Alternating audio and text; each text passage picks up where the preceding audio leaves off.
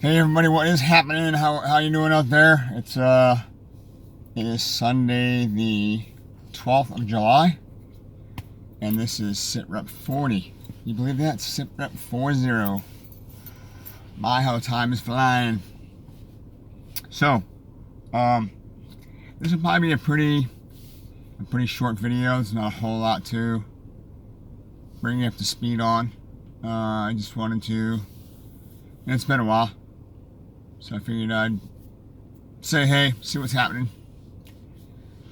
So what's the big, I guess the big event that's happened in the last week or so is that I had my follow-up with Dr. Christensen, my surgeon, and as you know, and everything's looking pretty good. So we haven't scheduled my PET scan yet, but they should be calling me probably tomorrow, I would guess. So I can't wait to get that scan done, just to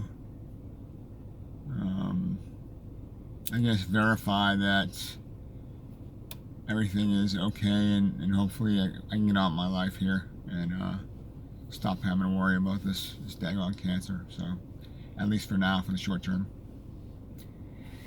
And I also went to the dentist. I called the VA and they got me in. So drum roll please. She was able to get it out. Now this is the same dentist that wanted to pull my teeth out, right? My molars on this side, because radiation causes, I can't remember the name of the disease, but it basically causes your jawbone and your teeth and everything to kind of go haywire and start breaking down, and it causes a lot of worries, a lot of concerns, a lot of medical issues.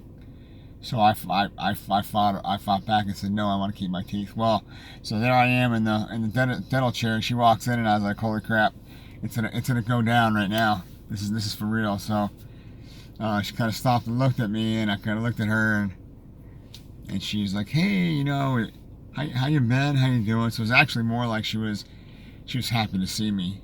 It wasn't like she was getting ready to chew me out, which is what I thought was gonna happen. But because if there was a piece of bone that was sticking out, then it would have been hey, I told you so. You should have had that bone. She wanted to bust all that bone out, that Tory. She wanted to bust that out and pull my teeth out, right? But no, it was more of a moment of recognition. It was why she was standing there staring at me for a second. But it was an awkward moment. But yeah, so she was kind of prancing back and forth. She didn't know what to do. She's like, this thing, I mean, if I start messing around with it, it might cause a lesion, and that'll be really bad, because these lesions that you get anyway from radiation on your gums happens in a high percentage of people that get radiation of the head and neck. So just from experience, it's well documented that it's just bad juju to get these lesions caused by radiation, or messing around with the gums, like pulling out this thing that's sticking out of my gum. She's like, because my mouth would only open a little bit. I've been working really hard with that machine since then, or in the last week or so. But anyway, she got out the pointy, dental tool thing, and started digging around. And she hooked it on. There was like ding, and she couldn't get it out. She went back in there, ding, couldn't get it out. And then she's kind of like, man, I'm gonna try this a couple more times. This doesn't look like it's gonna come out. She tried again, and it popped right out. But I was like, awesome, right? Like, I get to see what this daggone thing is. So immediately I tried to, use my tongue to kind of find it and, corral it in my mouth so I could get it. But I couldn't, and I kind of thought I felt something way on the back of my tongue. So as soon as they took the bib off me and all that, I asked them for a paper towel. No, actually, I kind of said my goodbyes, and they escorted me out. And as soon as I get out to the hallway, I went into the bathroom. I grabbed a piece of towel and I spit all the saliva that I could get in my mouth into that thing. And then I inspected it real close to see if I could find the piece, but it wasn't in there, at least not that I could see. So, yeah, I don't know if it was a piece of bone or a piece of metal or what. But the funny thing was, too, that the evening before I went and seen her, I was sitting at my workstation, my desk. I got this big roll-top desk, where my government computer, my work computer set up there, and my regular laptop and everything. And something caught my eye and I look over, and it was this little tiny piece of like corkscrew metal, a little corkscrew piece of metal. And I'm like, holy crap, is that what's like in my mouth? Like, I don't know where this would come from. It almost looked like the metal cap on a pencil, like the eraser is hooked to. If you could like peel it away in really tiny slivers. But it was only, I mean, not even the size, maybe the size of a match, the sulfur part of a match. Do you know what I mean? So yeah, I'm like, so that night I put that in a Ziploc bag, and I pulled that out when I first sat down in the dental chair, and I explained to her what you know, hey, I got this thing sticking out of my gum and blah blah blah, out of my Tory, and I found this on my desk. And she's like, she doesn't speak very good English. I think she's from somewhere in Central America. So after a while I just abandoned it. I figured, you know what, I'll wait and see what comes out, and then kind of say, yeah, here is another piece just like it if it was metal. You'd be like, hey, I found this at my desk. But anyway, that didn't pan out the way it was supposed to, or the way I was hoping it was gonna go. So anyway, and then after that, the big concern was that the hole that it left in my Tory inside of my mouth might get infected, because your mouth is really a bacteria-laden area. It's not very sanitary, right? So I have been gargling with hydrogen peroxide and stuff to try and make sure that it doesn't get infected, and it seems to be working fine. So it's almost all the way healed up. So that's that. So there'll be no suing. Yeah, I don't know. I was going back and forth with that. I mean, I was pretty angry about it. I'm like, I'm gonna sue the daggone hospital, man, if it's metal, I don't know if I still would or not, but I appreciate the response. Anyway, only one person responded, but thanks. So that's that. Hopefully that's good for a while. Hopefully it wasn't bone, because if it was, that means that could happen again. And that would be good. But that was one thing that she said, was that for people that have TORS, the robotic surgery, sometimes the doctor does kind of hit the side of your gum or your Tory with that device, and it can break and chip pieces of bone off. So that's what she surmises happened, that it was a piece of bone that, remember, it's been almost 2.5 months since I had the surgery. So, the piece of bone actually worked its way to the surface. And, yeah. So other than that, things are going pretty well. As you can see, my speech is getting better and better, I think. But still not 100%. My saliva is still not back 100%. I still can't swallow anything. I'm still eating and drinking from my feed tube. I'm still in pain. I had a little bit of a scare because I woke up one morning and I had a sore throat right around the spot where, I used to have my tonsil. So, and that was one of the things that Dr. Christensen said when I was in with her. She's kind of like, yeah, things look good, your throat isn't red, and you don't have local pain there, so if you had those things, then I would be concerned. So here I am, all of a sudden, out of nowhere, I had a sore throat, and I had it for like 4 days, 5 days. I still do, but it's less than it was.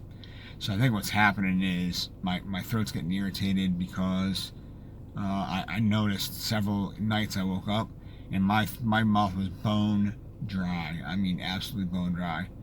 The nice thing about wearing my CPAP is that it has a moisture setting on it. So there's, excuse me, I can actually keep my mouth and my nose moistened by this water tank that attaches to my CPAP machine, and then a setting.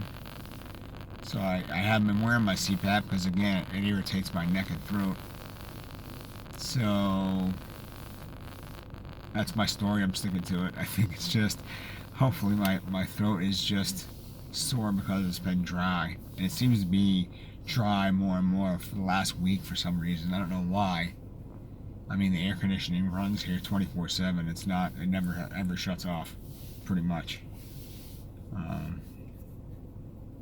So that's that.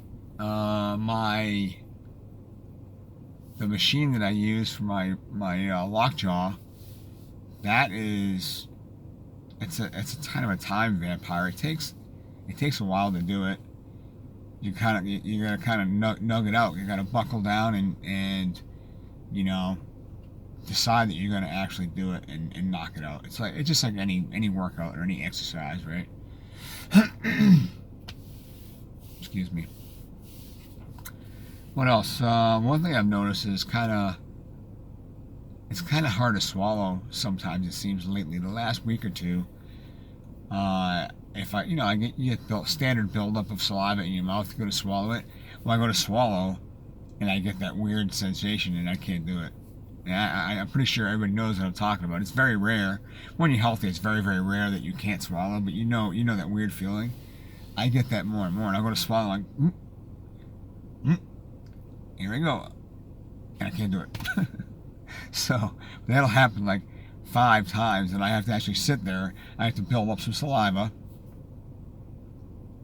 It's happening right now. I can't swallow. It's 4 tries.